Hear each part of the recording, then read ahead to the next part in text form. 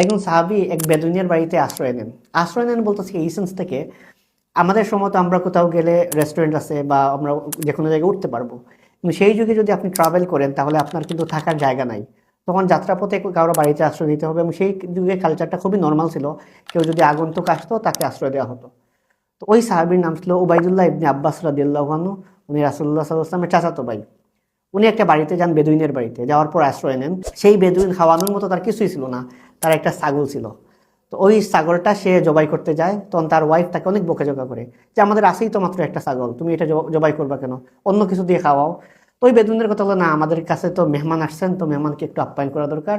তো ওই মেহমানকে আপ্যায়ন করেন, ছাগলটা জবাই করে খাওয়া দাওয়া করান। যখন উবাইদুল্লাহ ইবনে আব্বাস রাদিয়াল্লাহু আনহু চলে যাবেন, যাওয়ার পর কিন্তু অনেক ধনী ছিলেন সাহাবীদের মধ্যে, যারা টপ ধনী ছিলেন তাদের মধ্যে একজন উবাইদুল্লাহ ইবনে আব্বাস। উনি যাওয়ার সময় সেই বেদুইনকে 500 দিনার দিলেন। 500 দিনারটা আনুমানিক কত সেটা আমরা হিসাব করি। সাহাবীদের যুগে 1 দিনার দিয়ে একটা ছাগল কিনতে পাওয়া যেত, তার মানে 500 দিনার দিয়ে 500টা ছাগল কিনতে পারতেন। তো ওনার সাথে ছিলেন ওনার দাস। উনি বললেন যে সে তো আমাদেরকে মাত্র একটা ছাগল জবাই করে খাওয়ালো, আর আপনি তাকে 500 দিনার দিলেন, এত বেশি দেওয়ার তো দরকার ছিল না।